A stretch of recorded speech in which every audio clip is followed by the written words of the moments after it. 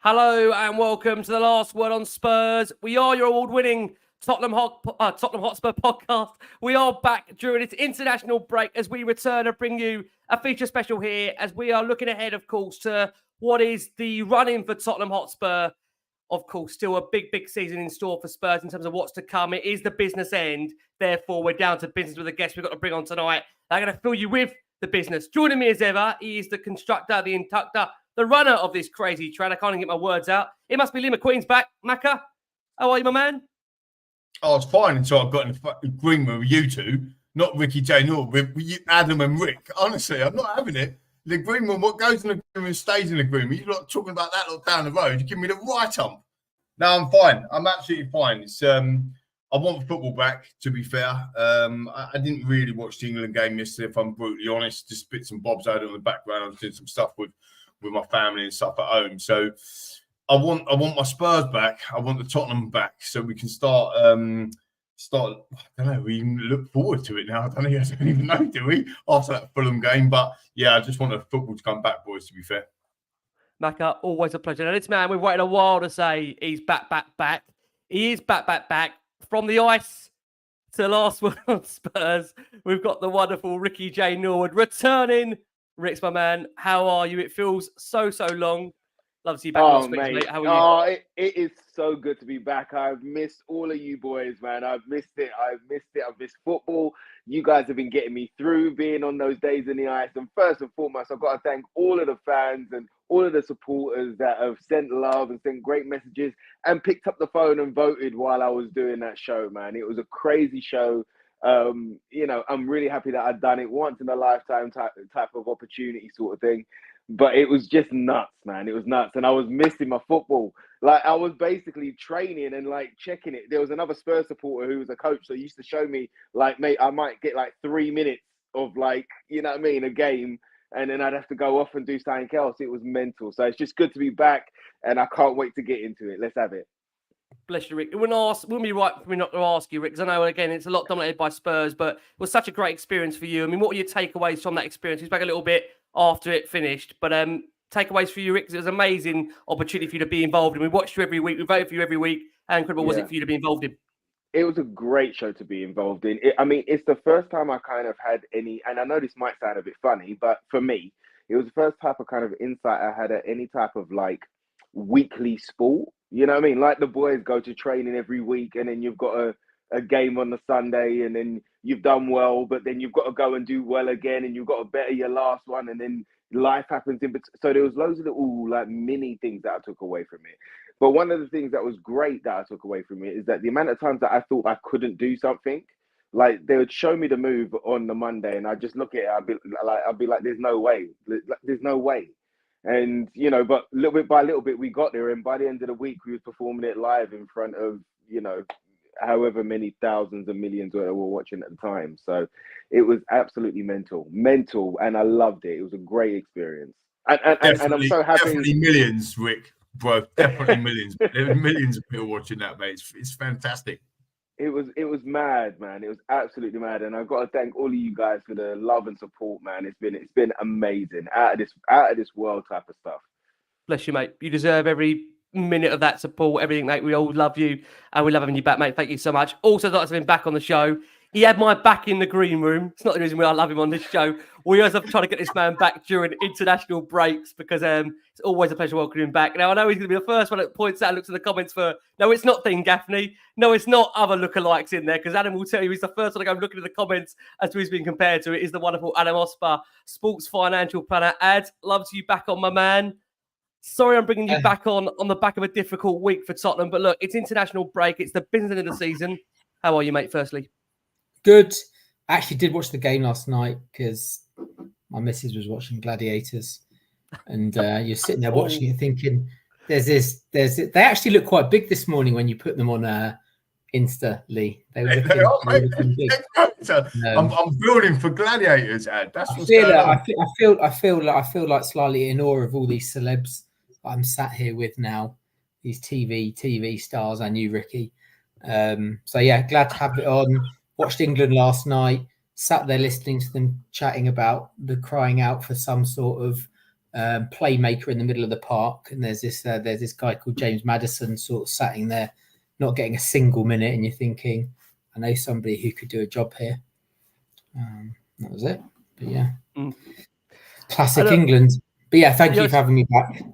Pleasure, mate. It's always a pleasure. Look, I mean, again, we come to you at a time where, look, we are just in the midst of what you said, getting over now this international break. Obviously, there's still a few games to run this week, and obviously back to action for Tottenham with Luton to come on Saturday. There's a lot going on around Spurs at the moment. Again, we'll try and bring you a lot of that during this show, but it wouldn't be right if we didn't reflect back on, again, I think what for many has been a tricky international break, given the way Spurs went into it. And Ads, I will open up with you if I can. Look, I mean, we took a severe hit a couple of Saturdays ago, of course, with that crushing defeat to Fulham.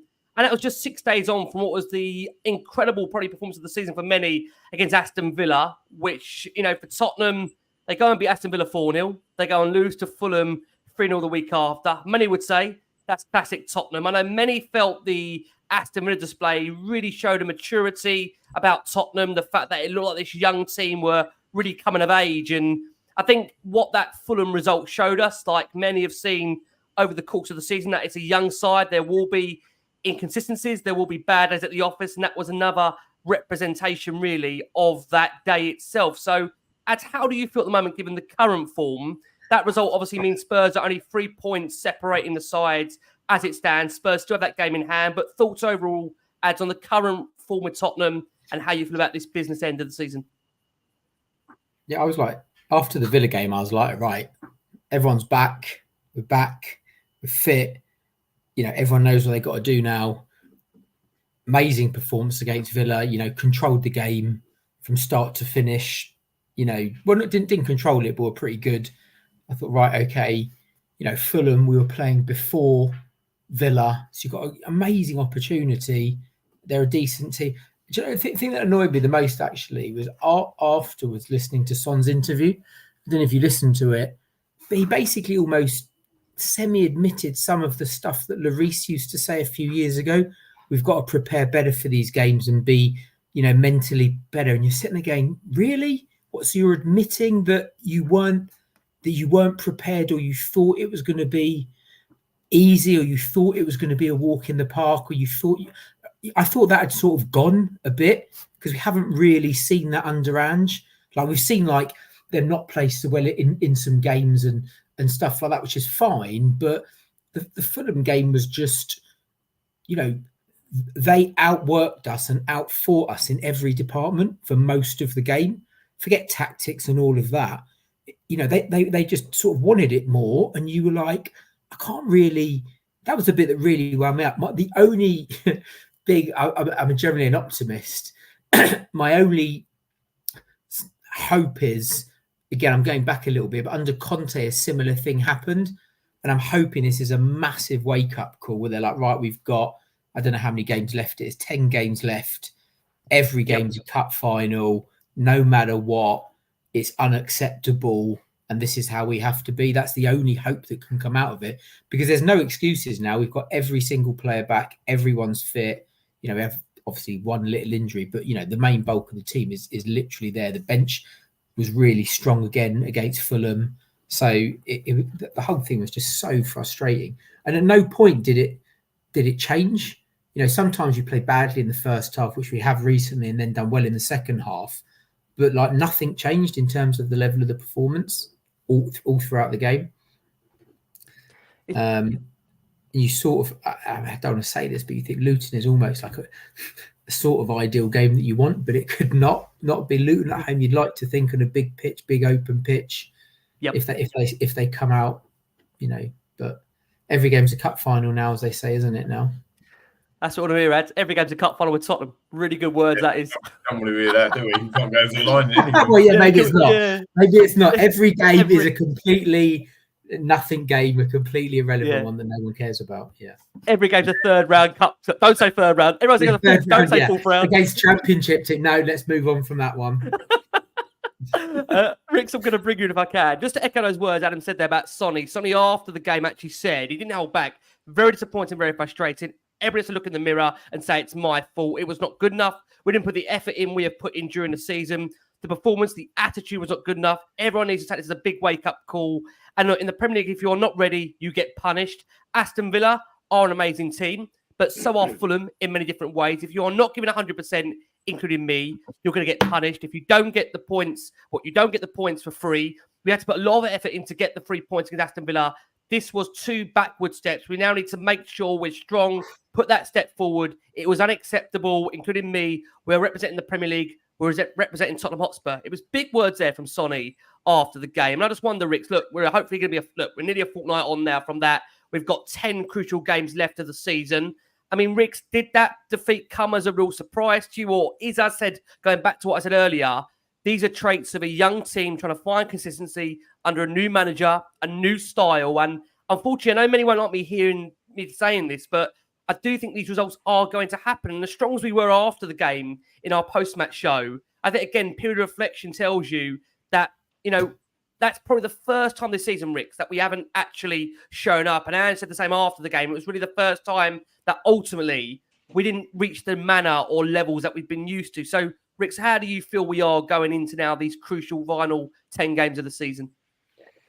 Well, I mean, the result was a surprise to me, but I think that's credit to Ange Postecoglou and the side and how much progression that there has been in this side that we expected, even though we had a poor first half, that we expected there to be a reaction, we expected there to be a fight back, and we expected to win it in extra time because we've done it so many other times. And I think that that's credit to the boys. I think that this defeat was the only one that was as bad as this defeat was the last Fulham game in the League Cup right at the beginning of the season.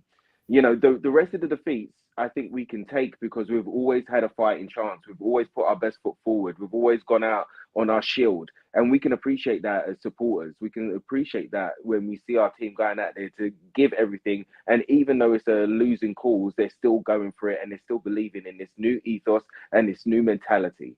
And this is what Ange is trying to bring in. This season has been like a long kind of preparation for an exam, almost like a GCSE. Those first 10 games were like, the best revision and the best coursework you could do. It was all up to date, and every time you was getting an A. And then there was those middle 18 games where we had people that were out, teachers that were off, we had sub-teachers, we didn't have our class books, do you know what I mean? We was writing on A4 paper and then was handing it in, and we never got our homework back. There was a ton of things that happened where it really kind of tested our squad, tested that mentality. But the best thing that happened in that time was it kind of showed us that our second string 11 were going for the same mentality. They was going for the same goals. They was still pushing forward. They're still trying to play the same way, which we haven't seen in our second team, or when we rest the majority of the first team. So I mean, we've played in that middle time.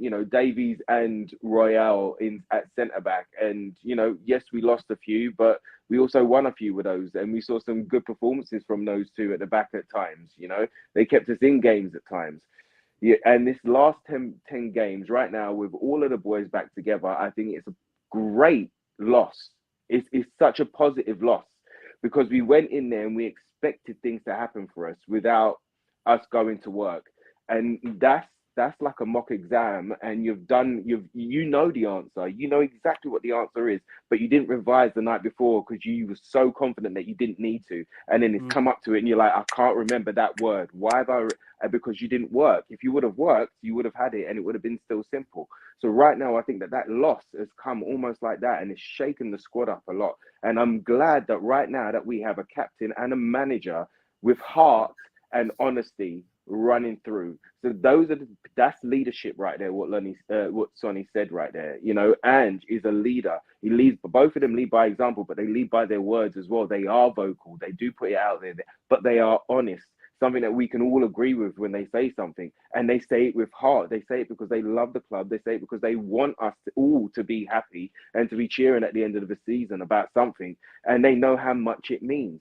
Look at it, that's running through. So these things are changing. We know how toxic it was at the end of the season, last season, and we didn't know what direction we was going in. Right now, we have a direction that we're going in. Right now, we have a manager and a captain and a leadership group that the core of them is heart and honesty. So having a defeat like this could be the best lesson for all of them to take on Luton, to take on West Ham, to take on the likes of Nottingham Forest, where those teams can be overlooked.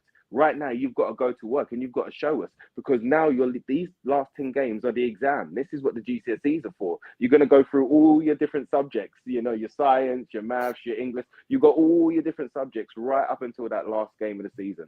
So right now, it's about how they pull their socks up, how they go to work, and how they react to this. Because the one thing I do know is that they go to work. When they've made a mistake, they go to work. You look at Vicario, you look at Romero with the yellow cards and the red cards, and some of the, they go to work. You see them adapting, you see them changing, you know, their style and trying to make those mistakes that they're making less of a chance of being a mistake and more of it being a lesson so that they can learn from it. So I think we're in a good place. I think we're in a great place. Did you plan the revision section analogy? That's brilliant. I thought it was fantastic. No, I just a whim? I like that. That was I solid. I just thought of it then. I like it. No, are we a young team though? Are we a young team? I don't think we're a young team. Do you think we're a young team? I think it's average age of 25, 26, I believe. The average age. Well, I mean, we've got Vicario, who's new, who's you could we're a young say team in terms of you know, manager and being together. Age-wise and experience, I actually don't think. Not so much, but we do have young players. But I think we're in our infancy as a side. Yeah. As a team in our infancy, under the manager, we're like a new team. We're not young. I don't think, are we?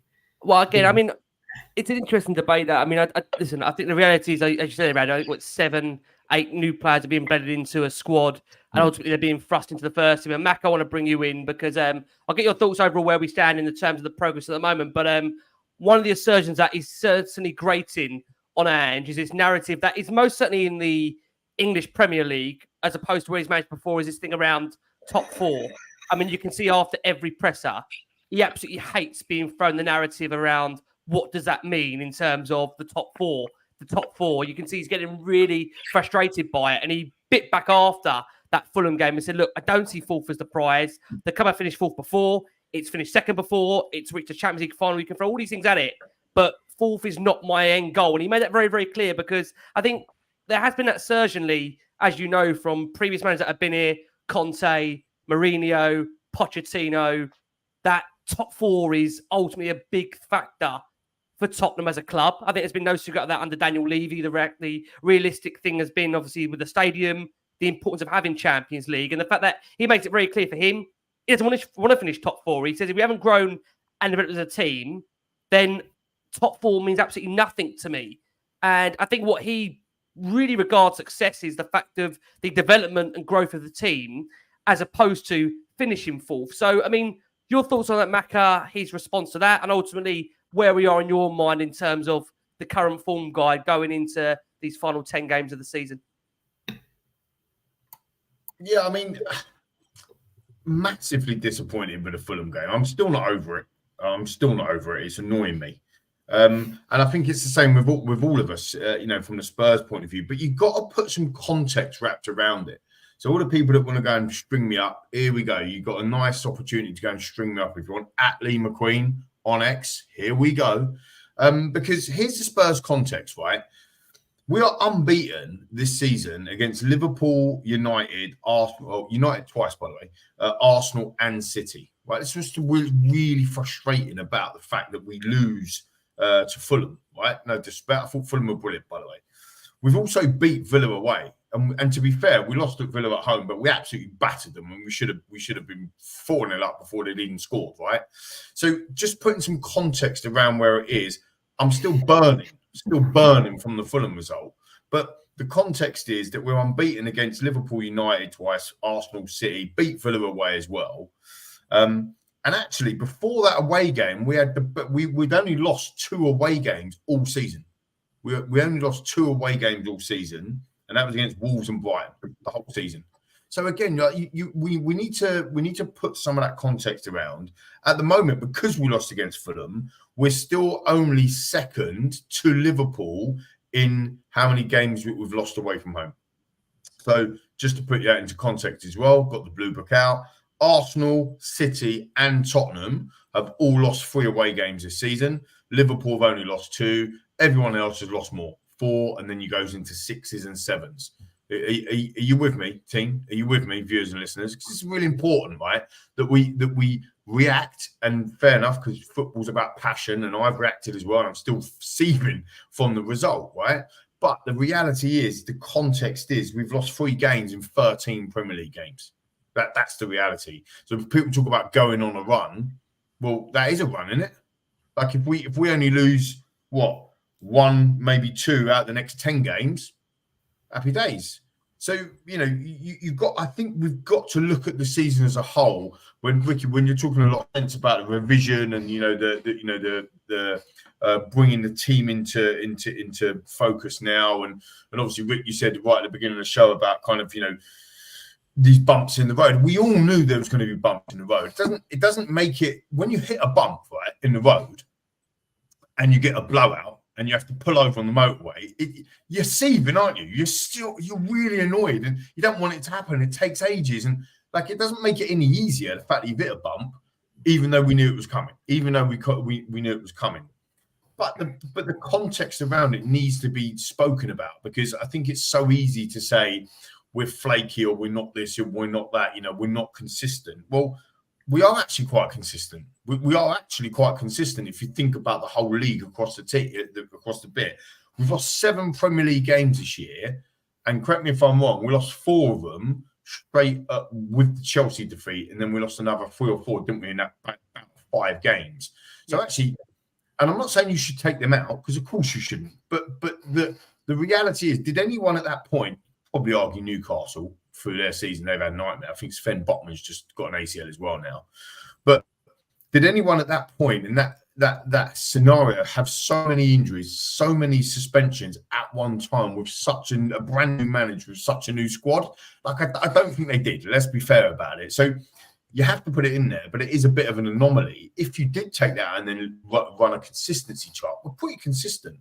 We're 5th in the table for the away games. We're 5th in the table for the home games. We're 5th in the table for both home and away matches, right? We're 5th. That's where we're meant to be. That's where we are. That's where we're meant to be. And most people talking before the season kicked off wouldn't have put us anywhere near the top 5. Lots of pundits put us in the bottom 3 and all that sort of stuff, whatever. You're ridiculous. We're never going to be set like that. But, if we were pushing top 8, top 6, maybe with Big Ange, then we'd have been saying, okay, yeah, no, that's pretty cool. We're now in 5th, chasing down 4th. And yes, the Fulham result is hurting, but Villa dropped points to West Ham straight afterwards. So it's kind of like we got out of jail, didn't we? We got out of jail. So when you put all of that together, it doesn't, it's really frustrating. We lose to Fulham, still seething about it, because it's always with Tottenham. It always feels like maybe this is us, team, viewers and listeners. Maybe this is us. Maybe it's not the club. We're the ones that are putting the top 4 on the club. You've just said it yourself, Rick. Ange don't care. Ange ain't worried about it. The media are putting them on it.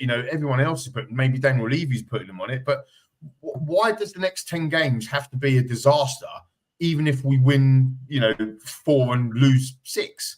Like, if we're playing amazing football and we're making progression, and this team is learning, why does it have to be a disaster?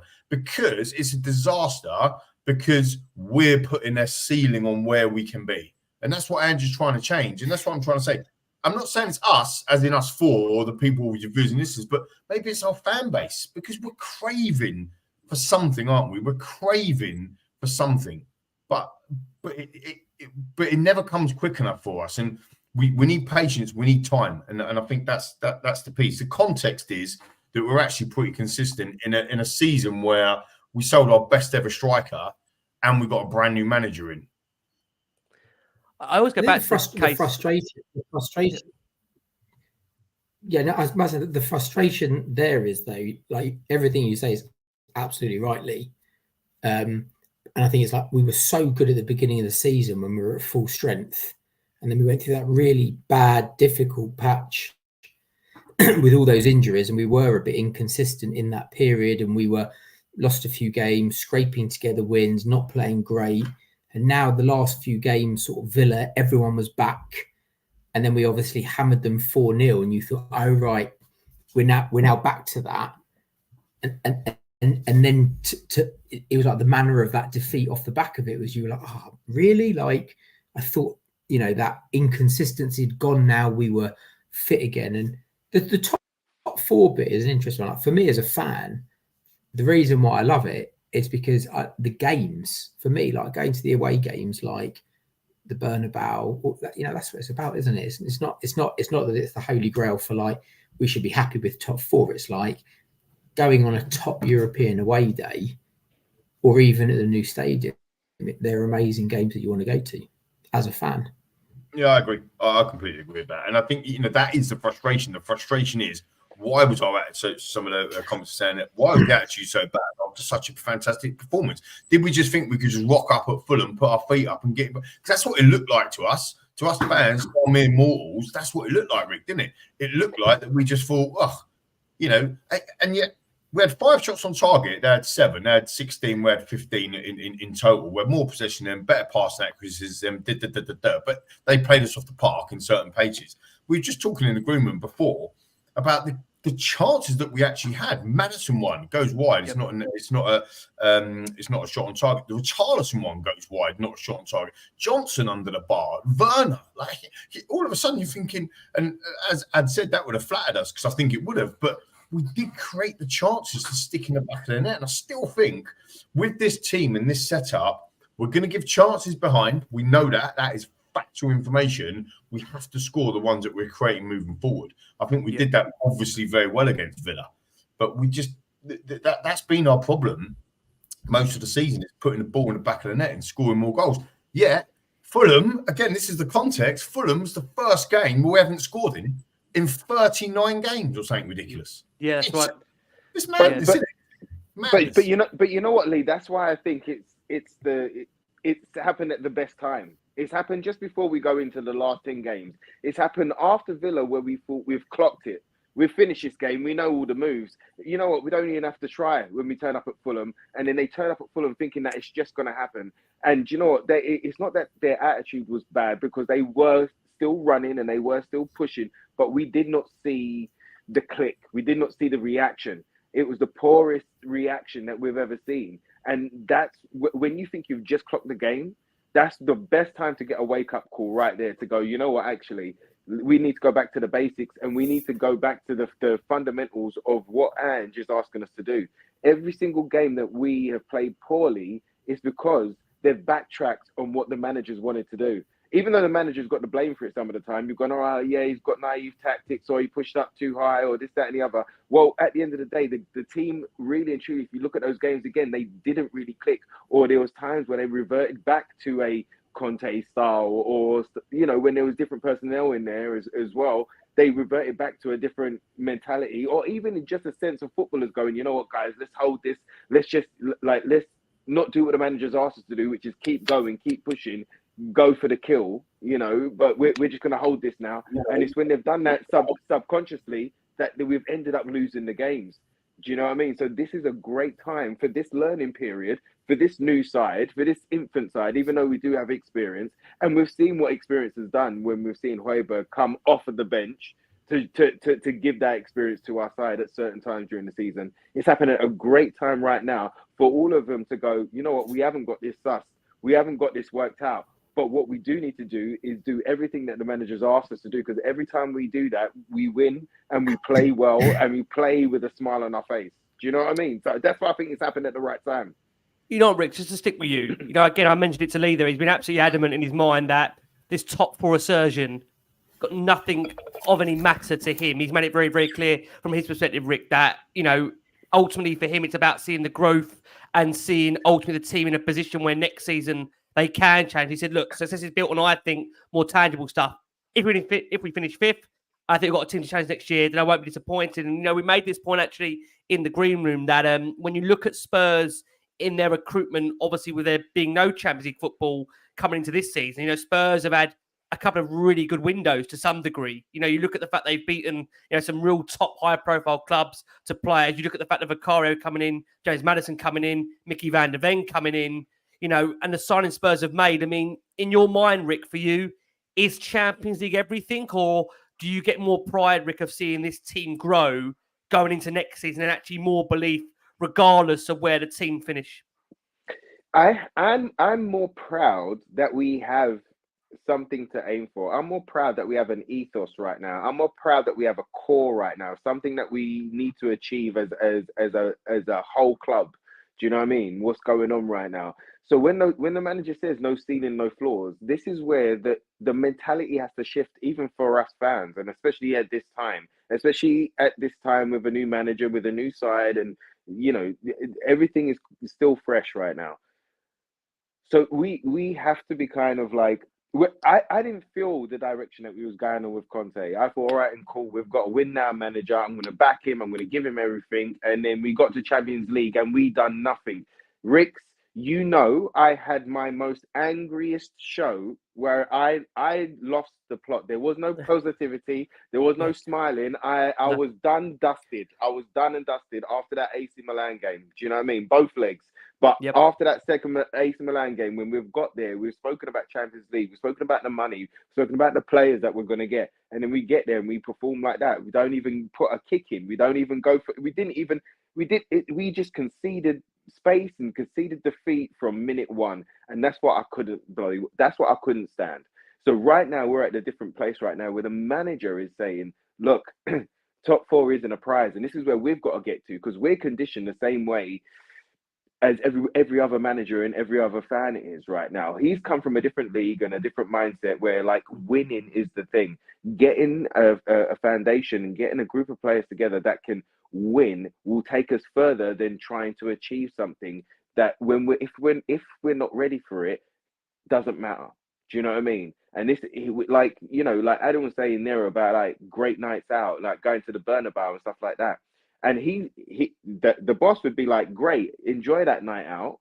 But like, I'm not here to have a night out. I'm here to win. If I'm here to win the Champions League.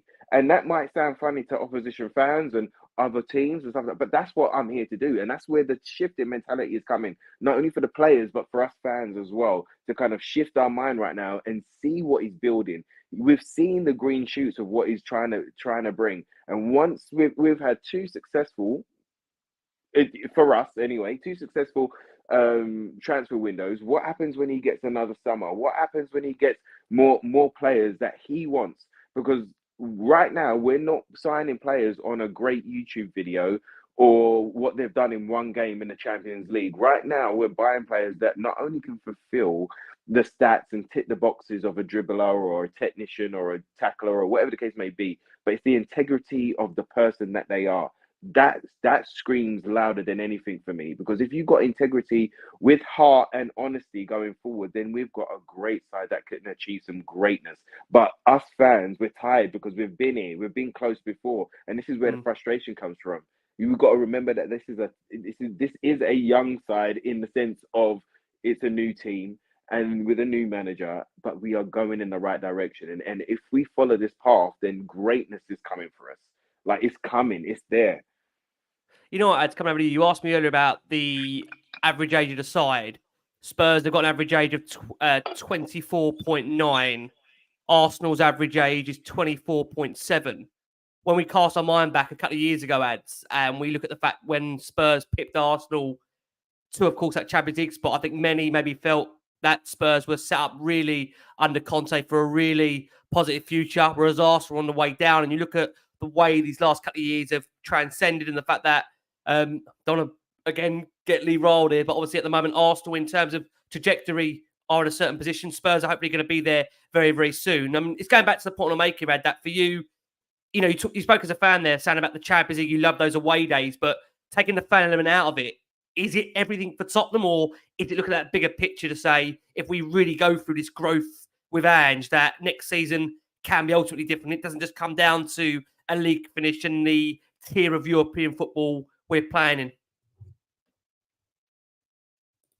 in. Mute. Yeah, I mean, I think I don't know. So for me, looking at the season now, if I'm sitting here now, how this? I mean, look, taking the context of where we came from last season, we sold Kane, it was a disaster, etc. And it was like, everyone just go and hang themselves and stuff. This season has been brilliant and so much more enjoyable. However, in the cold light of day, whether it's said publicly by Ange or not, if we didn't finish in the top 4, I think it would be a failure this season from where we started the season, and the fact that we did so well for that 10 games and we were unbeaten and we were top of the league. I think to finish 5th or 6th, I think would be a decent amount of progress, but I actually think it would be a failure. Not a failure, but I don't think it would be. I think we should finish in the top 4. I think we're good enough, and we've proved that in enough games. It's not the be all and end all. No, to an extent, if you look at the financials of Spurs over the past few years, we're in a pretty strong position now with the new financial fair play rules that have come in. The players that we're buying at the minute, there seems to be a much better, way in which we're going about it, buying the right players that fit into a system that the manager wants, the right players, right price.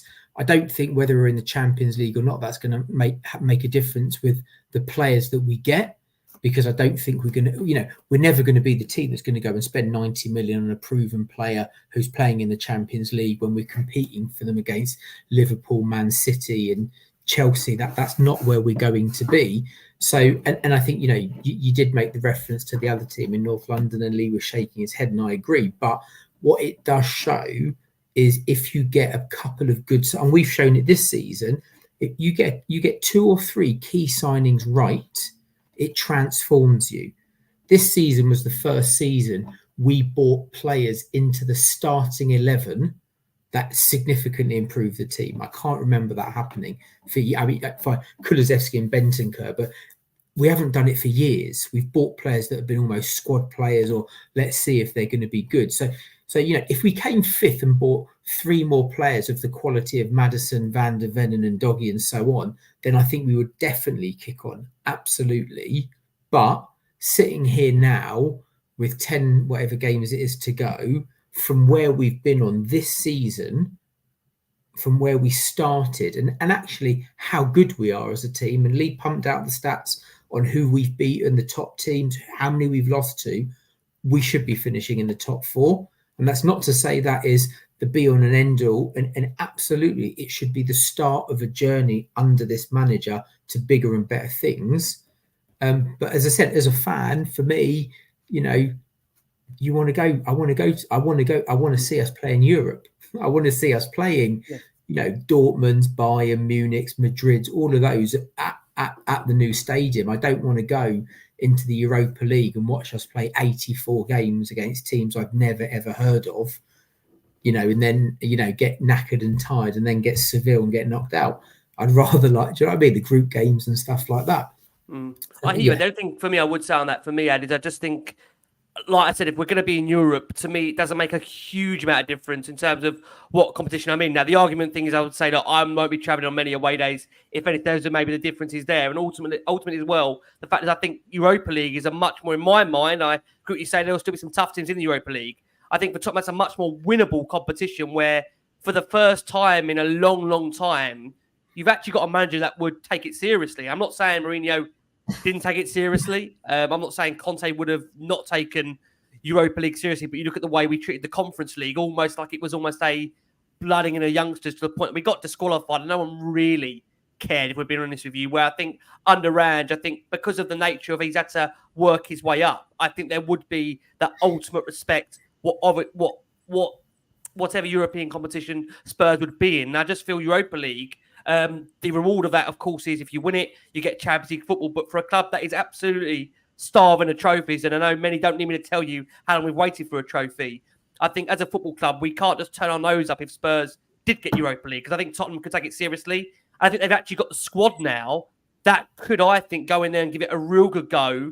And again, you not to bring other London clubs into it. You see, even West Ham, they've got to a quarter-final, I think, back-to-back over the last couple of years. Yes, one's been a Conference League, but they have got to, I think, 3 successive quarter-finals in a row in Europe. So I think, look, the reality is no one's got a divine right to play in the Champions League. But I think ultimately, again, it's a recognition of just how far Spurs have come under Ange Postecoglou. And I want to bring Lee in if I can, because I think what's important as well is that there's been a lot of talk this season over the style of play. I think what's been very much acknowledgeable is the fact that the first 10 games, to some degree, were all blown off our feet. But I think even those 10 games in, there were warning signs there that not everything was fantastic and glowing. And there was moments in all of those 10 games where really opposition had their opportunities, and Spurs, to some degree, they rode their luck. They had opportunities. And I just want to bring, if I can, just a few stats up about Spurs' overall transformation under Ange in terms of their pressing. This is courtesy of Sky Sports, if I can just add. And Lee, look, what I firstly want to say is that Spurs are 4 points better off than this stage last season. Look, we're under no illusion. The man himself said it's going to take time to get everything he wants. But I think this stat here tells you about everything in relation to last season and this season, about the unrecognisable approach in terms of Spurs' pressing. Now, Opta's advanced metrics for our watching audience, we're displaying a graphic here that shows the pressing being transformed under Ange Postecoglou. Now, look, Spurs, they've moved 3 metres higher up the pitch this season, the biggest increase by any Premier League side. And they've changed the press even starker. Last time they ranked bottom for high turnovers. This time they ranked top. I mean, it is an extraordinary transformation. Spurs have become an entirely different proposition. And it also is worth noting that the identities of the teams around them in the rankings are also laid out in there too. Lee, your thoughts on that? Because there's some interesting stats there. You look at the start distance. Previous season was 40.4 metres. This season, 43.6. You've got high turnovers in there. Spurs are up. They've got 300. Pretty much every graphic Spurs have bettered or improved. What's your takeaways for you, Macca, in that transformation of the press under Ange? I'm in like blue book heaven here, Rick. I'm absolutely loving the stats, son. Come on, the graphics, the stats. I mean, look, you mentioned there that we're 4 points off, better off than last season. But there's a couple of other key things around that as well. We've lost 2 less games than last season as well. When you put into that, this season we've scored 59 goals in the league. Last season we'd scored 52 at the same point. And so, you know, that attacking piece, that press piece, that high turnover piece that everybody from the viewer's perspective can see on screen now, and obviously for the listeners, you just read it out, is bearing fruit. You know, this is what we wanted. We wanted a completely different, well, maybe not everybody, let's be fair, but the majority of Spurs fans, we have thousands of people download the show every single week, of which we're so grateful for. And when we get the feedback from them, when we talk to people in and around the stadium, wherever, majority of people said to us they wanted to change the way that we play football. And we've done that in such a short space of time. You know, I think the disappointment, Rick, really comes from these next 3 stats, that a few stats I'm going to read out, because on paper, which is always dangerous team, we know that, viewers and listeners, it's dangerous, but we all do it. We all map it out on our paper or whatever it is and pick the team and all that sort of stuff. It's the fun of the fair.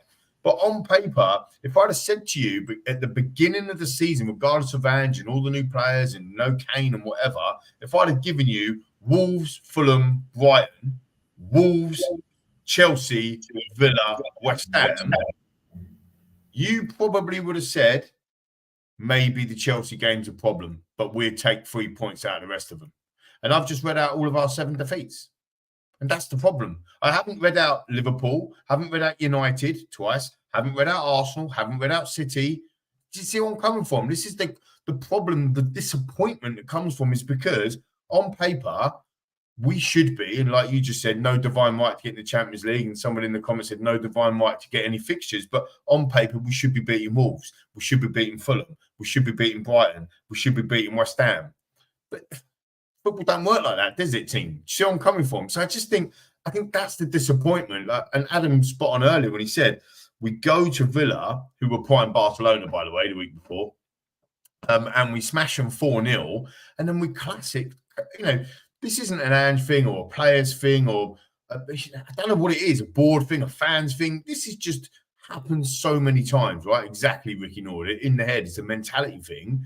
We've just rocked up with a cup of coffee and a beer and gone, yeah, we'll turn over Fulham, and we didn't do it. And we've done it so many times in the past. How many fixtures can you think of when you're thinking, right, want to run here, we can do this, and it doesn't happen? And that for me is the frustrating bit. That for me is the worry. Why isn't that kicked out of us yet? Or is it kicked out of us? And this is just the bumps in the road that we talked about before, and we'll get over it. Because when you look at the team, from the hangovers from the past and all that, there's no goalkeeper that's the same goalkeeper. The left back's different. The right back's different. The two centre backs are completely different. You know, holding midfielder is different. The attacking midfielder, the lock picker that we wanted to bag on the show, he's different. Do you know what I mean? Your number 8, he's different. The two wingers are different, essentially. You know, and the only person your number 9, if you're calling Son, he's the only one that's been at the club for that long period of time. And that age range you just read out, 24.9. That's incredible. That is a young side, to be fair, isn't it? Let's be frank about it. Not only young in age, but also young in, as Rick said, putting them all together. So it's just frustrating that you look on paper and you look at them fixtures, and obviously Chelsea's Chelsea, they give us a bad time whatever happens. But the rest of them fixtures that we've lost, you would have put, if you're betting people, you'd have put money on us winning them games, and we lost them. Can I ask you guys, just in relation to Van der Ven, this is again, for viewers that listen on audio, we're putting up a stat that shows Spurs with and without Mickey Van der Ven starting in all competitions for 23-24. With him, we've played 20 games, without 11. Spurs have had 12 wins with Mickey, 5 without. We've had 5 draws, 1 loss, and then respectively we've had 3 losses with Mickey, 5 without. In terms of that as a win percentage, with Mickey Van der Ven in the side, Spurs have got a win rate of 60%. Without Mickey Van der Ven, we've got a win rate of 45%. I just want to ask you, Rick, if I can, because one of the glaring, I think, things that have come out of the season is just how good Mickey Van der Ven is. I think, you know, we've seen it clocked up the mileage that he's ultimately, as many have described him, as fast as Usain Bolt over a sprint. He's an incredible pacey centre-back. Many have, again, I'm sure have got their eyes on the fact of just how amazing this guy has taken to life in North London. Rick, do you have a concern that, again, it was only Dragoshin's debut against Fulham, so I don't go too hard on him. I've seen some, again, really outrageous things pointed against the guy. You know, he's come in for a first start at Tottenham, hasn't really had a genuine run in the team. Have you got a concern with Mickey Van der Ven not being in the Tottenham side, that we are significantly weaker? I mean, yes and no, Ricks. The thing is with Mickey Van der Ven, all right. When we was linked with him, I was looking at Tap Sober at the same time. I wanted the both of them. I wanted Tap Sober and Mickey Van der Ven if we could make that happen. But in my mind's eye, I saw Tap Sober as the starting centre back, and Mickey as the one that grew because he was younger and etc. etc. Mickey's come in and he's totally blown my mind about not just his pace. His pace is the thing that will get him highlighted, but his strength, his maturity, his intelligence, he's breaking the lines, he's through balls. He's a gem. Like, we have found a real piece of gold right here in Mickey Van der Ven.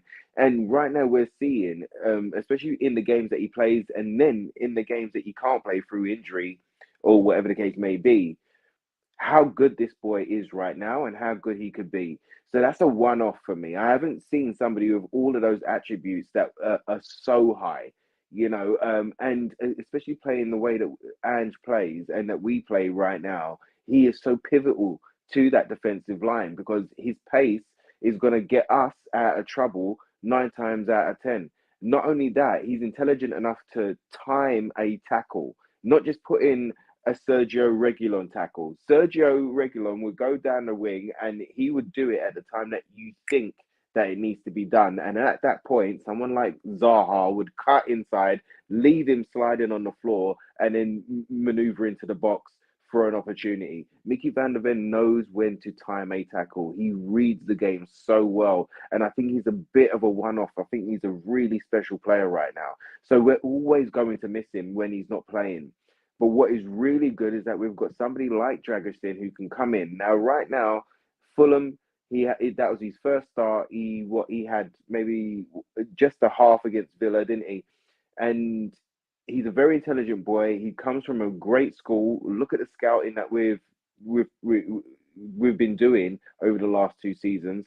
What teams were linked with him? I believe that there is a great player in Dragoshin, but it was his first game, and learning how to read the game in a game scenario in the Premier League, how pacey it is, how relentless it is, how it doesn't wait for you. You know, I thought his first half was really strong. Him, Romero, Vicario were my first half men of the match. The second half, as the game wore on, I think he got more tired, or he started feeling the burn of the Premiership, and he started to recognise the same way that Porro had a bad first debut and learnt the lessons and then put it into action and we're starting to see the real Porro. Is the same thing that I think will happen to Dragshin. We're building a squad right now of really good, young, talented professionals that can go out there and not do the same job, but bring something new to the party. So, you know, Dragishin brings his strength. He also has a good pass on him. But we haven't seen anything of him. We've just seen him sprint off the starting line and then stop. So the more minutes that he gets, the more quality that we will see why he's been brought into the side. And the fact that we also moved out someone like Dyer. Listen, Dyer, great servant to the club and stuff like that. And we've spoken about him many a time before. But like, we took him out of the equation and we brought Dragishin in to be that new centre back that can play the Ange way. So I have faith that if he's starting, then he will get there. Do you know what I mean? Like, okay, it was his first game, but he will get there. I think that those mistakes that he made in the game, especially in the second half, I think that he's another one that really assesses his own game. If you've read anything about him and his character, he's one that really assesses his game and wants to be the best that he can possibly be. He wants to be a starter. He doesn't want to be the third man at Tottenham. He wants to be a starter, but he believes that he will get there. And by doing what he does, by assessing his own game, I think he will get there. And I think it's a really positive thing that we've got something new to come into the party rather than just relying on a Van der Ven. Yeah. I totally agree what you said about Dragishin. He's a guy that's ultimately backed himself, that he knows he won't get first team football. He's got to really fight for that and really take his opportunities when they come. And again, a young player that ultimately will keep on growing in the Spurs shirt. And I want to ask you about one player that, you know what, I'll be honest with you, just not quite sure what's happened to him. I mean, the first 10 games, he was highly influential in the way Spurs approached those opening 10. I think you probably all know that I'm going to be pointing towards Bissouma here. We had a report during the international break that he's really frustrated the fact that he was left out of Marley's later squad, to the fact that, from what we understand, he unfollowed the country's FA on the Instagram and social media. And, you know, again, I think it's worth me pointing out that he was not among that 28-player squad announced by their federation for the March Internationals against Mauritania on Friday and Nigeria on the 26th. I mean, look, he struggled for game time during the African Cup of Nations. It's worth obviously me suggesting and pointing out the fact he did have malaria. There was a period of illness there.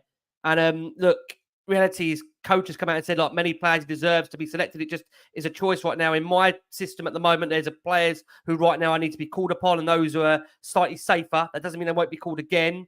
But apparently he's become really frustrated by that situation of not being selected. But there's no doubt about it, Ads, that he's not been the same player that we saw in the opening 10 games. I mean, was, in hindsight, Ads, those first 10 games, I don't know, a real exaggeration of Bissouma's quality, or is there something that just simply hasn't been right, dating back, I would say, to being sent off against Luton, which actually is when that period of 10 games came towards the end, and we had the Chelsea game after. So can you put your finger on, Ads, what has happened to Yves Bissouma, and whether we will ever get back that player we saw in that first period of the season under Ange, that, quite frankly, I think we would all have said, if he carried on that trajectory of starting, would have been up there for one of the players of our season, right? I mean, Ads, thoughts on Yves Bissouma for you?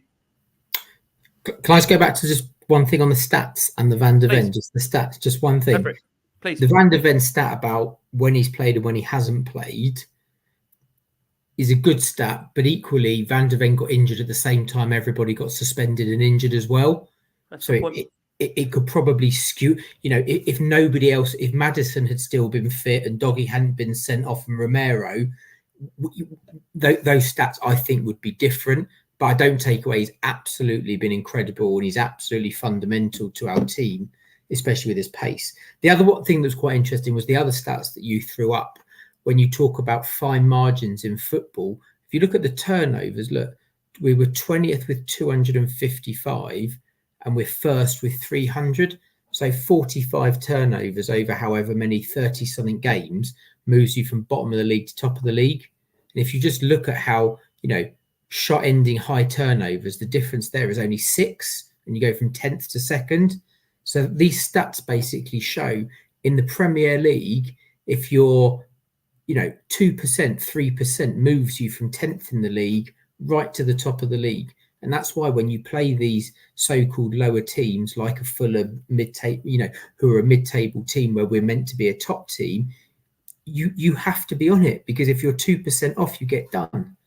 And those stats actually show it. Although there's been massive improvements, it just shows you how actually they're big improvements, but actually they're not that big to go from bottom of the league to top. Absolutely bang on, mate. Spot on. Love that. Thank you. I'm not going to speak anymore. My job's done, lads. Think about this, but you're bang on, mate. That's brilliant. On Bissouma, I've been thinking about this because I was having a couple of arguments with a couple of guys on Twitter that absolutely adore him. My biggest frustration when I was thinking about him is he plays well when we're playing well. When the going gets tough, he disappears. And that was the same under Conte when he was in. When he wasn't playing well, didn't start the game well, misplaced a pass, he goes into hiding. And again, in the Fulham game, I'm sitting there thinking, what would Roy Keane do? What would, and we're 20 great player. And I hate saying this, Declan Rice has dragged Arsenal as a defensive midfielder on. Bissouma don't see him smash anybody, rile anybody. When we're not playing well, or he disappears. And also, I don't agree with you actually that he was on course to be our best player.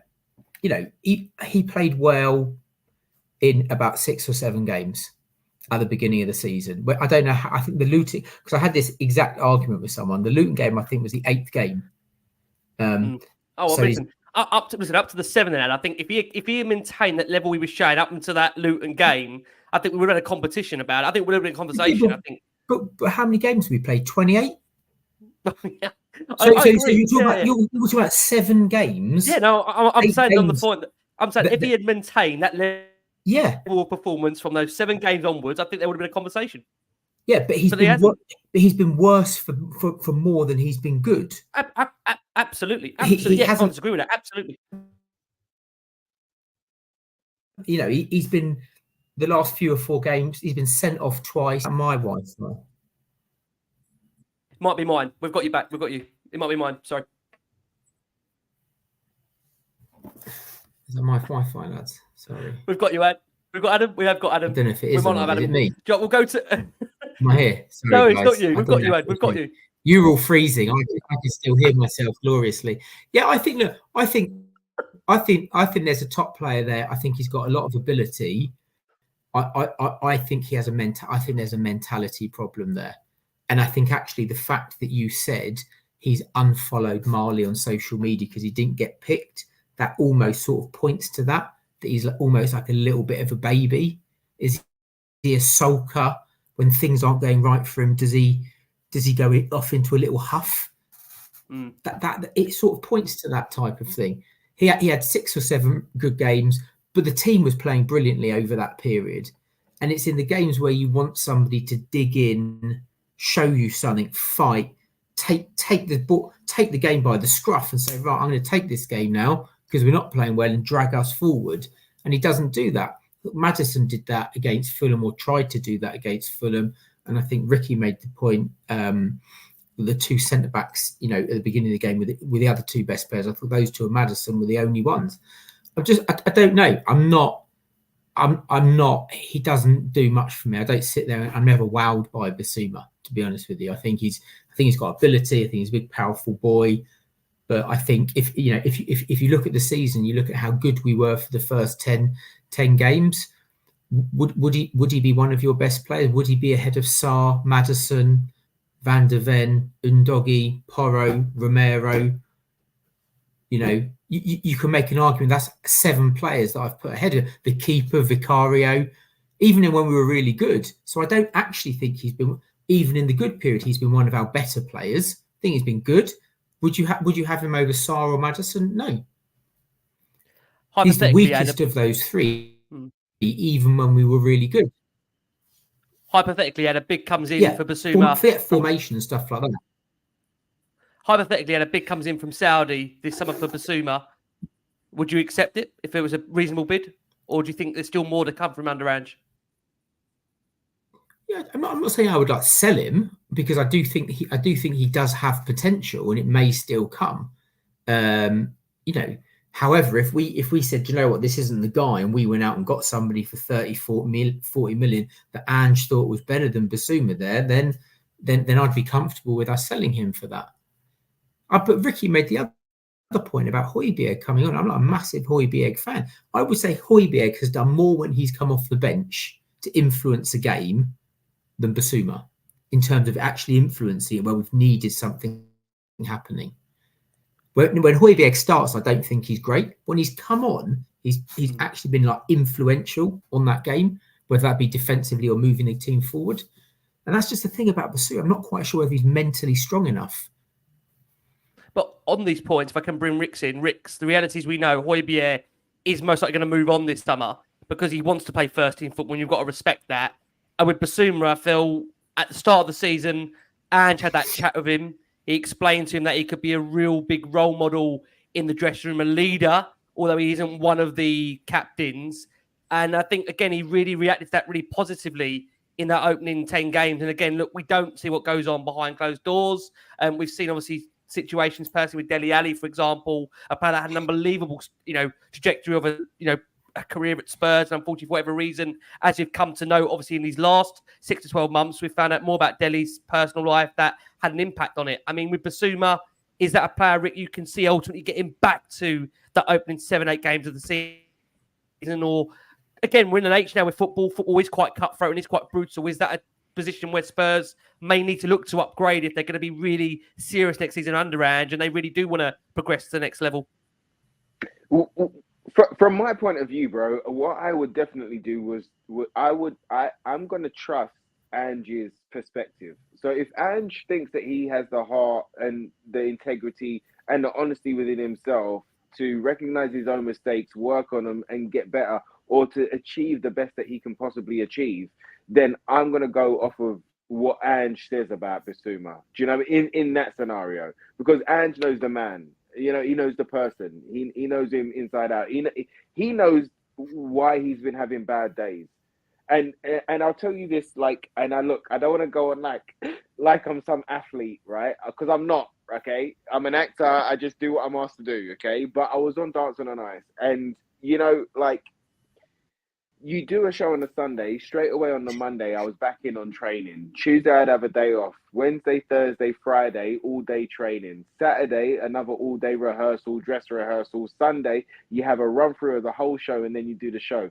Let me tell you, by the time I got to that show, I was tired. And you got to think as well, it's like, however good it was last week, I've now got to do the same, if not better. Like, we've got to be better, but I can't go below the level that is here. And sometimes outside influences, family, life, things that go on, sometimes you might have a little niggle, a little injury here, which means for me on the ice, I couldn't do a left turn or some rubbish like that. But they have an effect on your mentality and they have an effect on your performance. So those first 7 games that Adam was talking about, that was the best of Bissouma that we've seen. That was the Bissouma that we all wanted to see, and it was up to him to take this opportunity because he didn't have it off of Conte. He didn't have that opportunity off of Conte, but Ange gave him that opportunity, and they gave him the responsibility, and he gave him the challenge to go and be your best. And we saw a reaction, and we saw the best of what Bissouma could bring.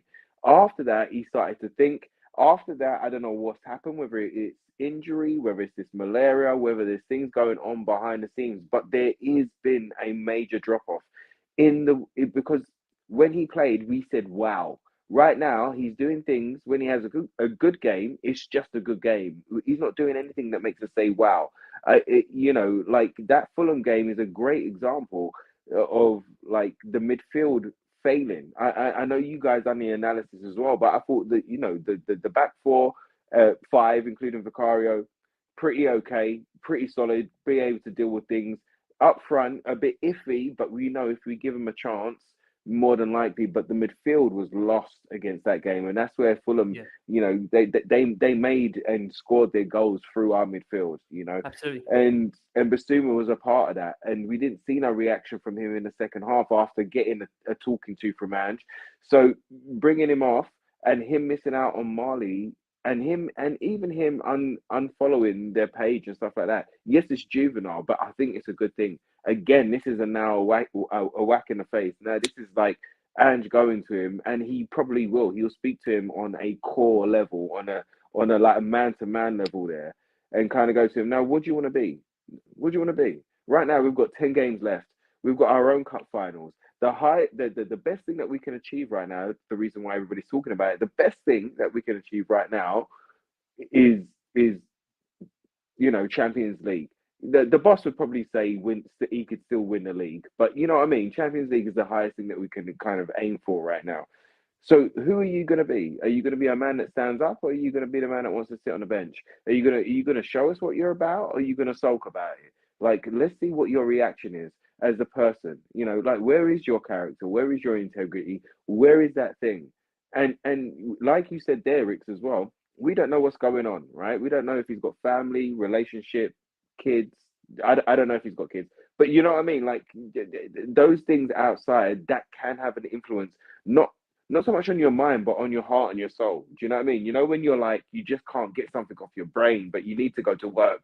So you try and push it to the side, but it's on your heart. Like, when there's stuff happening like that, there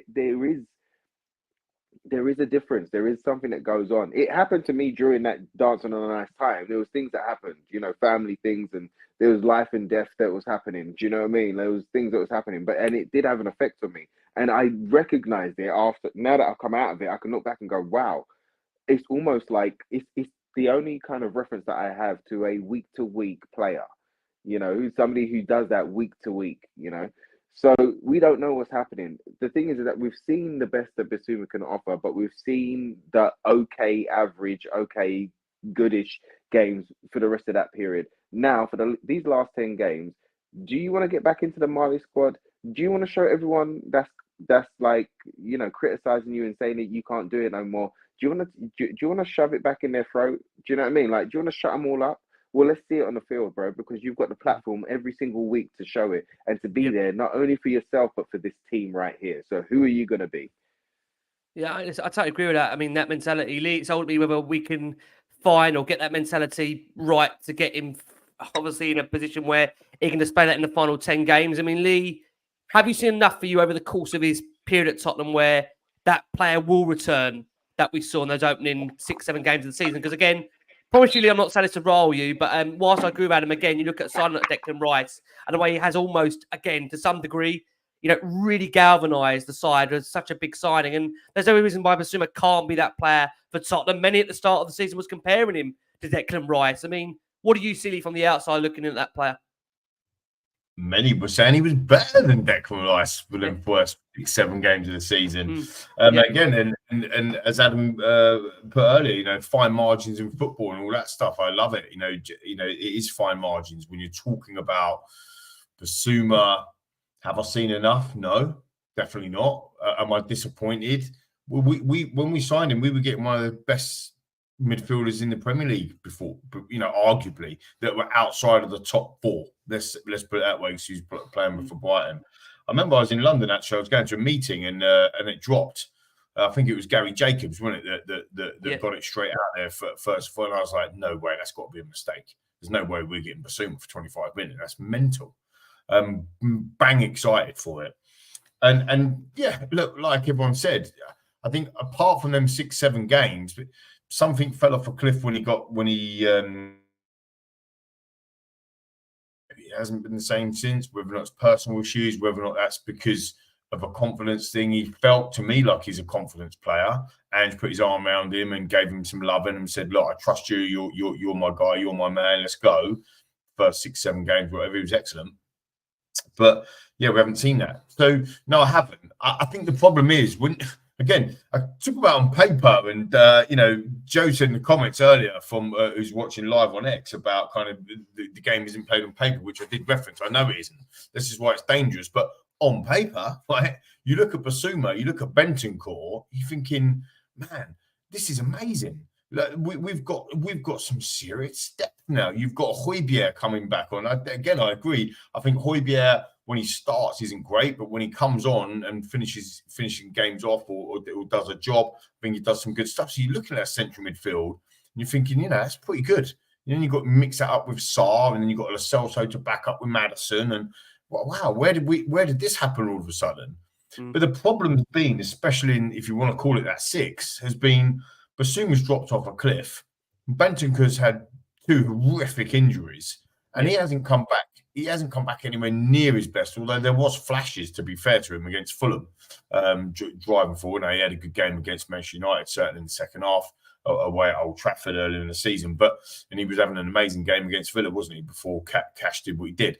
So, but he's been in flashes as well. So there's a kind of a scenario where we've got 2 good players that have proven in the past, and also hopefully in the future can be good, but they're not quite at their best. So therefore, they're not even pushing each other for the competition. So do you know what I mean? Like, you want to have competition for places, and the other one's not pushing the other one because the other one's not as good as maybe they can be.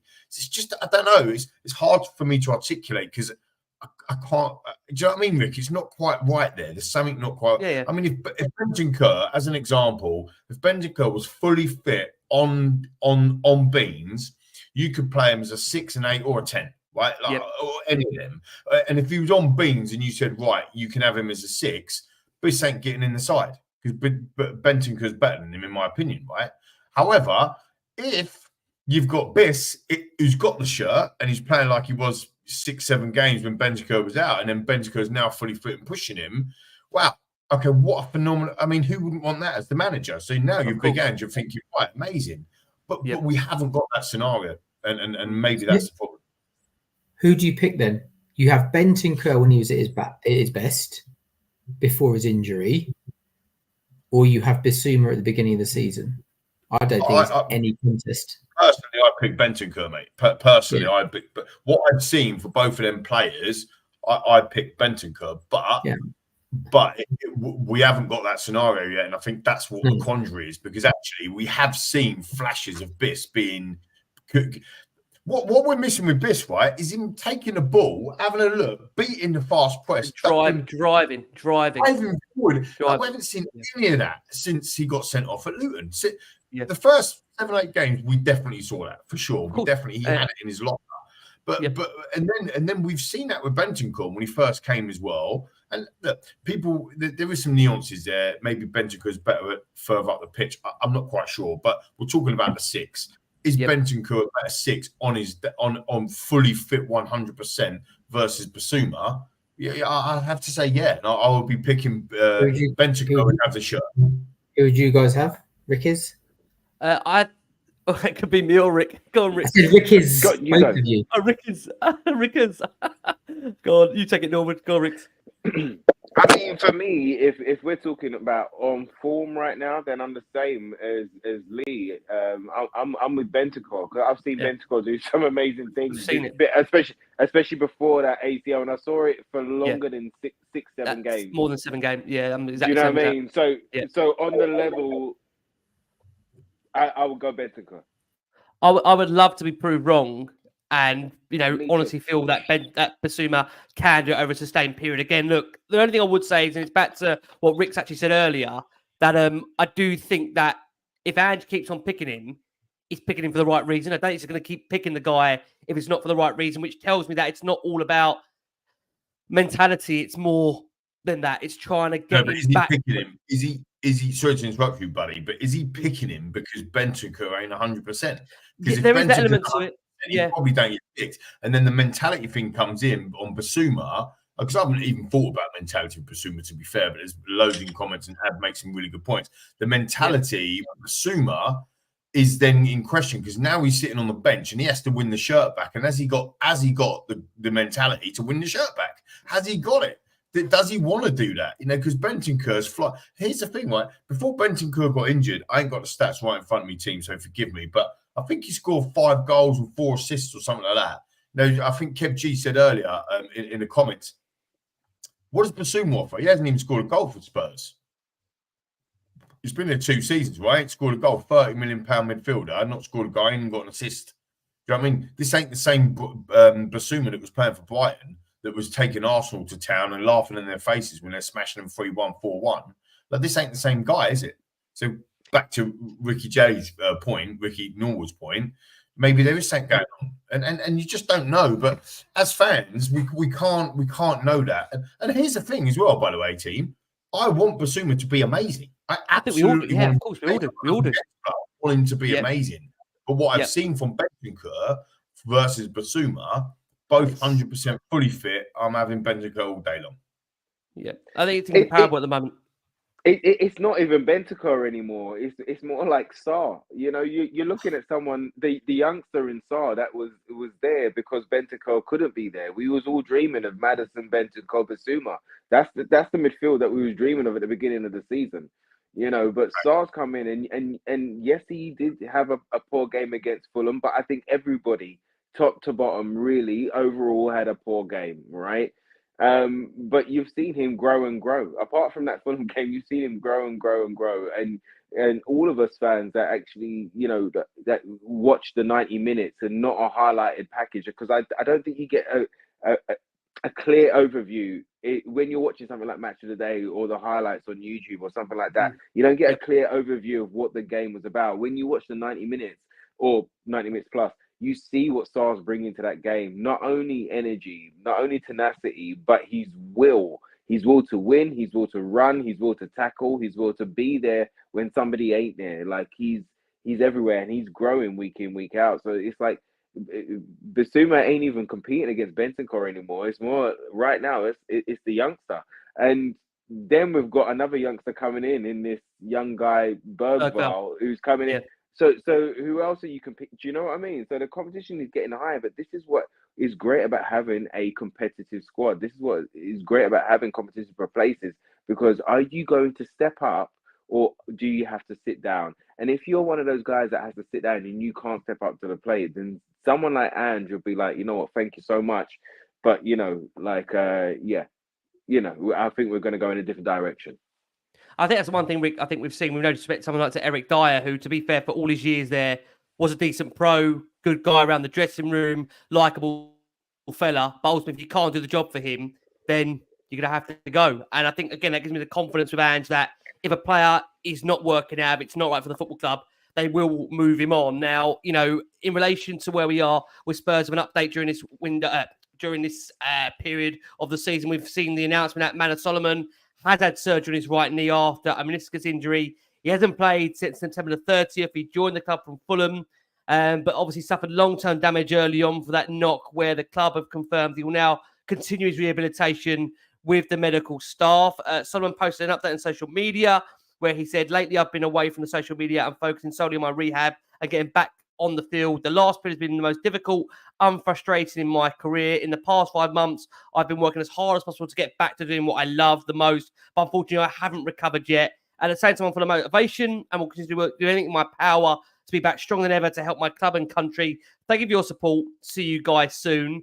So that's where we stand on Manor Solomon. There is some situation brewing around still the fee for the player. Now, Shakhtar Donetsk CEO Sergei Palkin has accused Tottenham of disrespect in offering peanuts during negotiations for the winger, threatening legal action against the North London club. Spurs will maybe have to settle that outside, hopefully, the courts with Shakhtar, but that case still ongoing. And of course, we hope to see Solomon at some point back in a Spurs shirt. But look, who and when that will be, we're not sure. Ali Gold did seem to suggest that he could return to training before the end of the season following knee surgery. However, the focus really is for pre-season. And just on pre-season, just a snippet of an update, if I could just quickly share to our audience here, that Ange has, and the club have confirmed, they'll be returning to Australia, where I know we've got a massive contingent of Last Word on Spurs viewers and listeners, so big up to all you guys out there. Spurs will be returning, I understand, straight after the season comes to an end. They'll be playing Newcastle United. That'll be at the Melbourne Cricket Ground on the 22nd of May, which falls on a Wednesday. It'll be interesting to see really what kind of squads go out for those respective games, given the fact, of course, that both, of course, Newcastle and Spurs have clubs or players that are predominantly going to be focusing in the Euros. So I imagine you'll see a number of players there. Although we know Timo Werner won't be there, because I understand, I believe that's when his wedding is actually taking place. So look, many would argue it's a nice excuse to not get worried about where we're going to pay or accelerate his activation clause. Just very quickly on that, guys, if I can, before we do look to come and look at the final games of the season and look to bring the show to a close. I'll just ask the guys what they've seen so far. Adds the mooted fee of Timo Werner's activation clause is around 15.5 million. From what you've seen so far of him, and bearing in mind he nearly hit the audience, the spectators during that Fulham defeat as they held up Save Our Seniors. Ad, have you seen enough of Timo Werner so far to want to activate that clause at 15.5 million? I mean, yeah. I mean, look, people go backwards and forwards about his finishing. I remember watching him before Chelsea signed him, and I was like, "Wow, this guy's unbelievable." That might have been a flash in the pan. Just very quickly for me, 15 million, I think, is a no-brainer. I think if you look, you've lost someone like Perisic, and you've got Sessegnon and these types of players, I think. It's peanuts in the modern game. I think he's experienced. He's an international. He seems like a good guy. He works hard. He's got a decent delivery on him. His crossing's actually really good. He's direct. His finishing's not amazing, but he's scored a couple of decent goals. So I think for 15 million, there's no risk, is there? There's no risk. If you sell Sessegnon, Perisic has gone. You probably end up break even with Sessegnon going. So I don't see, and I wouldn't see that being him bought against anybody else. Right, that's the solution. I think it'd be just like, right, let's activate that and keep him as part of the squad. So for me, I for that money, I think he's a good addition. Just around the table on this one, Ricks, for you so far, Timo Werner, from what you've seen, is there enough for you, Ricks, to be convinced that right now would be, if someone you had to make a decision today, would you have seen enough to make you want to activate that clause of signing permanently? Well, I think he's done more than opposition fans criticising the transfer thought he would ever do already with his assists and the goals that he has got. For me, that my first thing is let him earn it. He's on a loan, so I want him to earn his contract. I want to see, every time he comes on the field, what he brings to the team. I agree with everything that Adam said there about the personality and about what type of player profile. The only thing that I have reservations with is that does he take up a foreign player squad spot, and would it affect the player that we're going for in the first position of that list of wingers or those lists of goal scorers, attackers? So if we're going after our number one target, and we're 15 million short. Are we 15 million short because we spent it on Werner? I want Ange to have his number one target. So that's my reservation there. But if we sell someone like you said there, Sessegnon, or even like Brian Hill right now, who isn't getting a game, who we're seeing with another manager that another manager doesn't think that he can cut it in the Premier League, basically, from what we're seeing. So more than likely he's going to go to Spain. So if we get 25 mil for him, top end 30 mil for him, and then we spend 15 million on Werner, not only have we got an upgrade in that position for the same type of player, we've also earned 10 million on that, which I'm sure the financials would love, and then we can put it into another position. I think we're in a great financial position to buy who we want to buy this year. I think the foreign Euro spots and squad spots, I think that's always an issue with Tottenham. So that's the only thing that I would be apprehensive of. But fundamentally, I want him to earn his contract. I think he's got everything in the locker, exactly what Adam said there. I wanted him before he went to Chelsea. I thought he was dynamite at Leipzig. I thought he could do really well in our squad. But I want to see him earn it. And I think that having a player who earns their contract is a great thing, rather than just giving it. Yeah, I mean, there's no doubt, Rick, I agree with you on that. The fact of the matter is, for me, that my ultimate concern was that if this 15.5 million, that he's supposedly going to be obviously activated for is going to stop us in terms of then other potential players that are better quality than, I'll be honest, from what I've seen at the moment. I think we could do better. I think the problem you've got is that, are you going to get a better player for a squad for 15.5 million? I think that's what ultimately it comes down to. On that basis, probably I would be on the side of activating it. I mean, Lee, where do you stand at the moment for what you've seen of the player? Look, he's clear, seems really clear to be happy at the football club by all accounts. He wants to stay. Are you as keen as what he is to extend his stay in North London? I agree. I agree with all of you.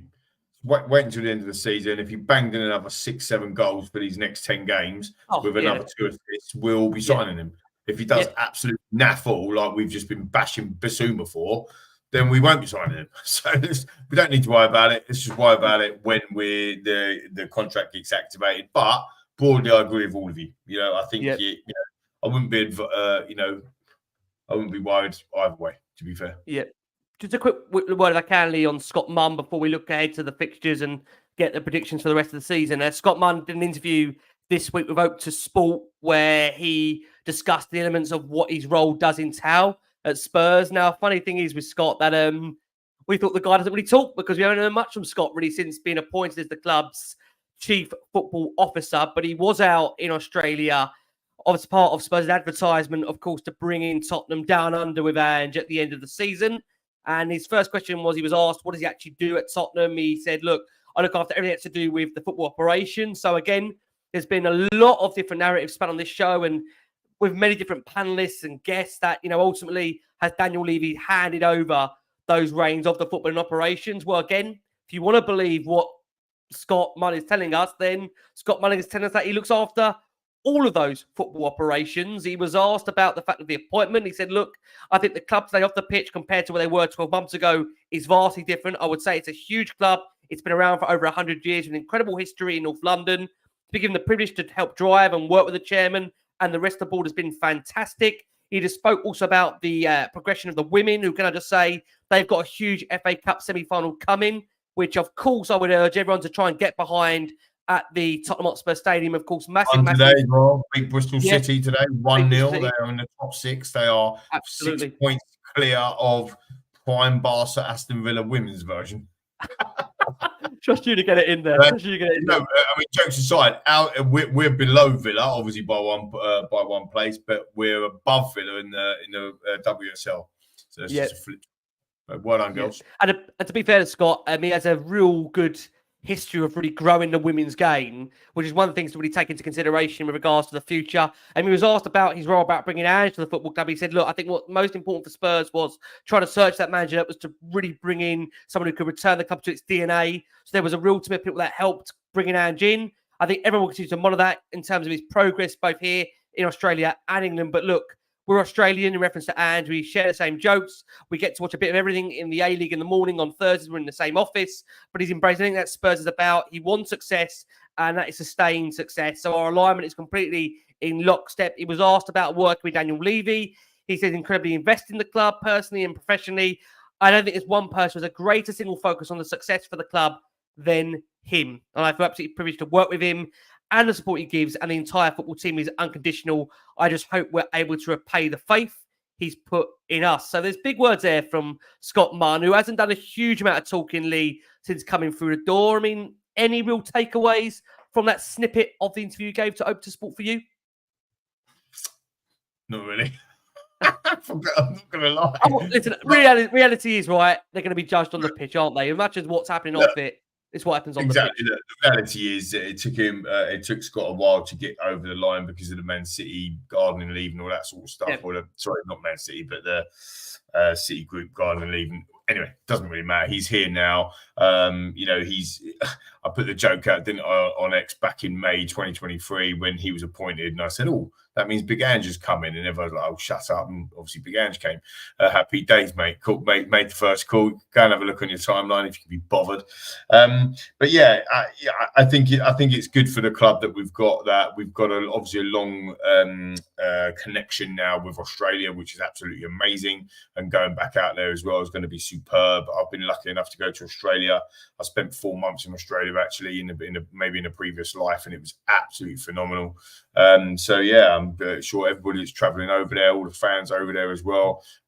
You've got to remember, Tottenham is a truly global club, and I know that the rival fans there will laugh or whatever, but the reality is that we are, and it's fantastic to be going over there. So good on him, and good on the club for getting ourselves over to Melbourne, and of course we're going back to Korea, aren't we? We're going back to South Korea as well. Yeah. So they are going back to Korea July. Phenomenal access to a genuine worldwide fan base. So yeah, all up for that, mate. And just on that point, I think I must just add the fact that Ange spoke a lot in the pre-match presser, of course, of Spurs' game. I believe now I look back, I think it was against Fulham, where he was talking about the fact of this whole thing about plastic fans, and again the fact that he didn't always get access to watching Premier League football, and the fact that it is a multi-global game. And I've seen lots of criticism of the fact that even at White Hart Lane now, you've got a huge amount of contingency for fans there that absolutely love and adore Son. And I've said this many times that I don't think you need to be charted or accumulated based on how many games you go to be recognised as a Spurs fan. There's many people that would love to go all around the world that unfortunately, as you said there, Lee, don't have that access to go. And look, I think it's great for the club if they can get to the different locations so fans can go and see them. Absolutely fantastic. There's fans out there I know watch Spurs. They're up to crazy o'clock in the morning, then go to work because they love the football club in the same way we love the football club. So I don't think those fans should be judged in any way which whatsoever just because they can't attend every game at the Tottenham Hotspur Stadium. So look, I think it's great the fact that Spurs can go to Australia. And I think that there's been some real good takeaways for the fact I think Millie Jednak's interview was also quite fascinating, just very quickly. I mean, he spoke about the fact that, because there's so many now staff on the Spurs bench that he can't actually get on the bench. Actually, during the match days, is quite fascinating. You normally see Millet almost located in the stands, looking down, doing a lot of analytic work. And I think, again, there's a guy there that says from his perspective, he's there because he shares a lot of the solidarities that Ange has as a person, the fact that he does a lot with the defensive side of the game. You've got Ryan Mason that really concentrates on the attacking element, but he again makes the point that it's really important to have, that element of really enjoying it. And I think, Rick, this goes back to what you're saying, that there does now have a feeling, Rick, around the place that everyone really does seem to be enjoying it a lot more this season. And again, I know we've spoken about the fact tonight, it's part of a process and we can't always, of course, win every single game or, win every single trophy, but it does feel where Spurs are right now, and I hope many would agree that it does feel on a bit more of a pathway, Rick, to success than where we have been the last few years. And again, look at Maurizio's time here. It feels like we've gone back to that period of time where hopefully we've got a man that can get us over the line now, but we're certainly in alignment on a lot of things that we were in the past, right? Absolutely, man. I think, we've all seen how far we'd lost our way after Poch left, or after he was sacked. And how the squad went, how the energy went, the atmosphere, the atmosphere in the stadium, everything, just got more sour and more sour over time. And Big Ange, even though I doubted him, I really did. I doubted him. When I remember when Lee actually spoke about Ange, I was like, nah, what we talking about? I was like, it's going to be Arne Slot. You know how much I love my Dutch football and how much I appreciate the way that they play football. Do you know what I mean? So I was on Arne Slot's case, and Lee actually was like, Big Ange. He was the first one that I ever heard actually call out Big Ange. And on a Scott Munn point of view, if the very least that he does is bring in somebody like Big Ange, who does have heart, honesty, and integrity, and does have a philosophy, does have a way of playing, does have a stubbornness with that way of playing. Like, we are going to play this way and we will be successful because it's always been successful for me wherever I've gone. I think that's all positive, and I think that you can already give Scotty Munn like 10 gold stars if you want, and a lollipop to say thank you for bringing in Big Ange, because that's exactly what we needed right now. And we are going in the right direction, as well as Ange being there and the side needing time to reach that success. I think we as fans, and it doesn't matter who you are, where you're from, however long you've been supporting Tottenham, I think that we're used to certain scenarios. We're used to getting to that game and having to win that game and not get over the line. So we're like, we're frustrated. But this side is a new side. And when that has happened, which has just recently happened against Fulham, now it's time to show us how much you've moved forward, how much you've changed your mentality, how much this first 11 and this club and this squad has changed with this new manager, and what direction we're going in is in those next 10 games. So, bro, I think we're in a really healthy place. And I think that as well as the youngsters that we've got to give time to, we're not going to see 10 out of 10 performances every week. You know, I said this the other day, but the biggest difference between a fan and a supporter, this is what my dad used to say. He taught me this growing up.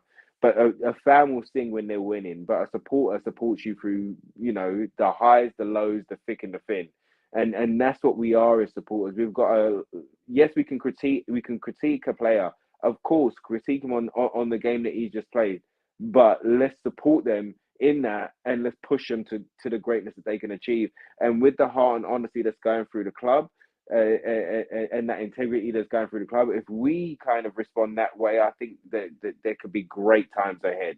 You know, yes, we've been in the precipice many a time before, but you can really feel it, and you can see that those players really feel it too. So come on, fingers crossed, just to keep doing what we're doing, and we will get to the promised land.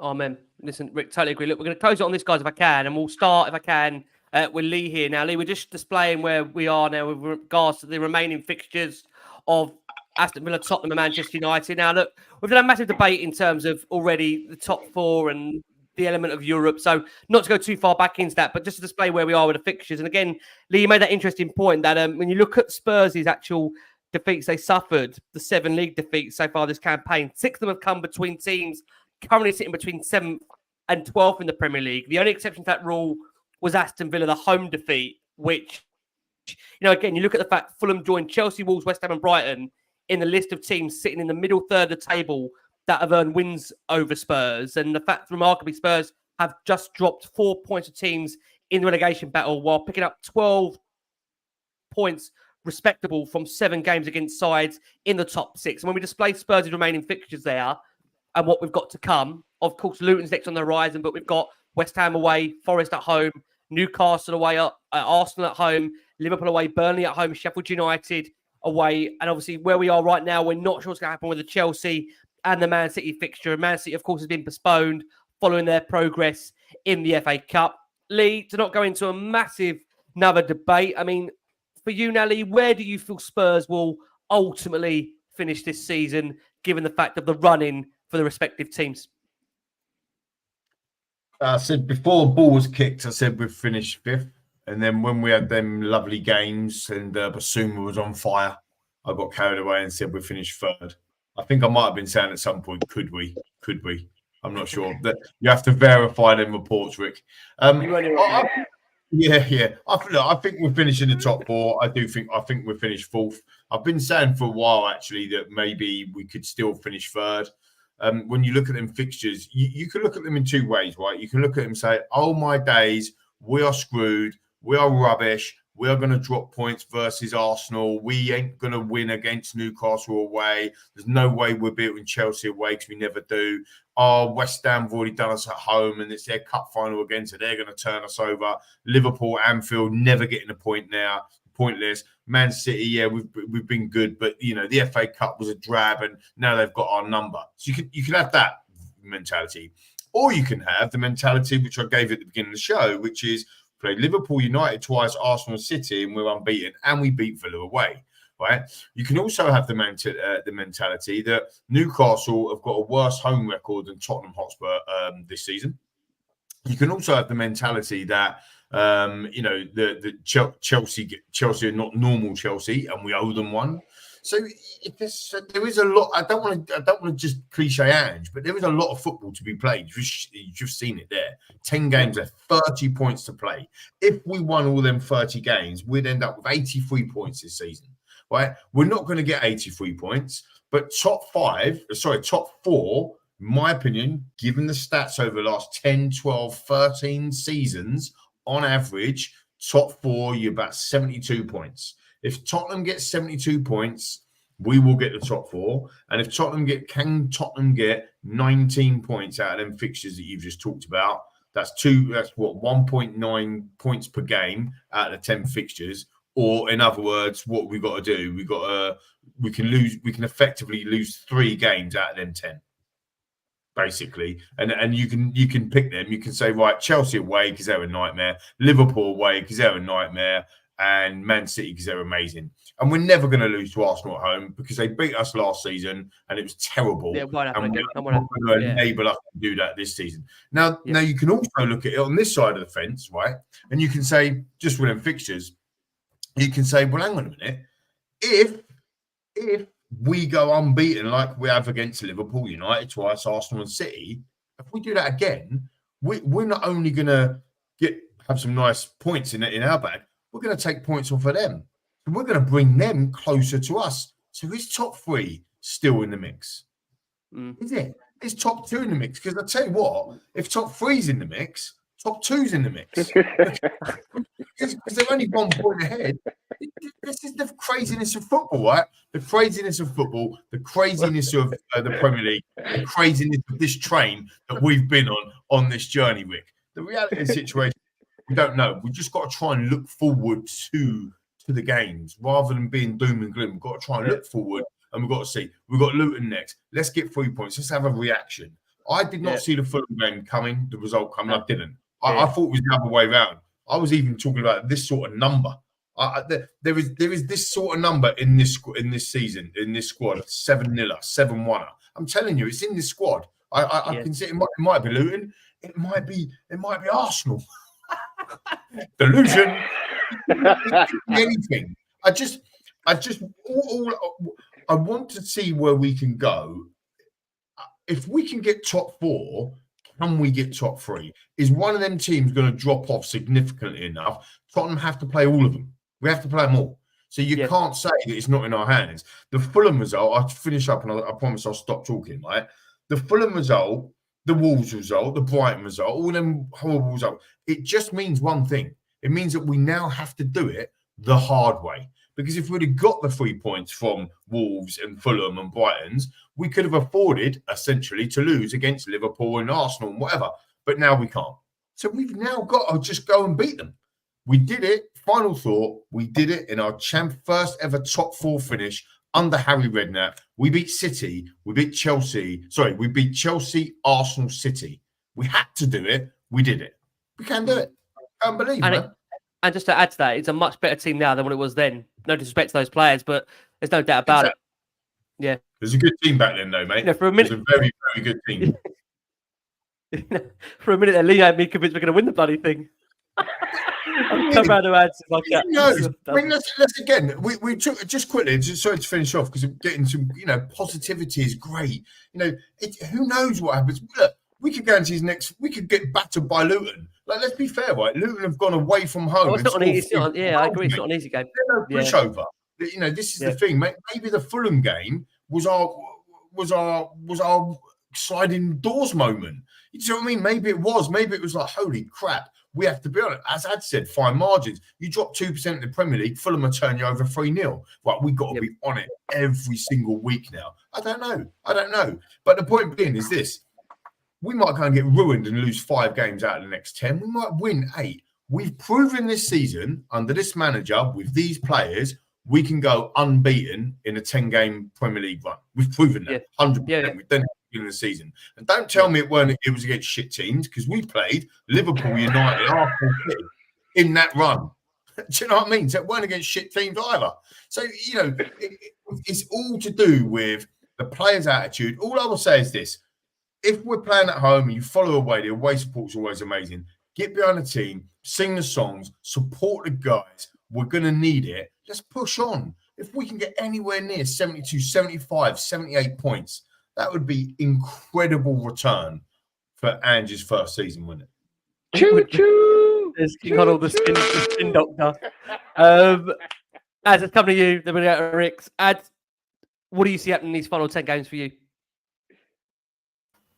I don't think I can follow that. I don't think I can follow that in any way, shape, or form. To be honest with you, I'm like, oh, we're not going to finish thirdly. Sorry, it's just not happening. I didn't think that. Anyway, Do you know? I agree. It's always that thing. You look on paper. I looked at those fixtures, and there's loads we can win. It's always the ones that frighten me. It's like that West Ham away and Chelsea away. They're the ones that really frighten me. They're the ones. But there's so many. The problem with that is, I still think we get top 5. I said that at the beginning, and I said that a little while ago.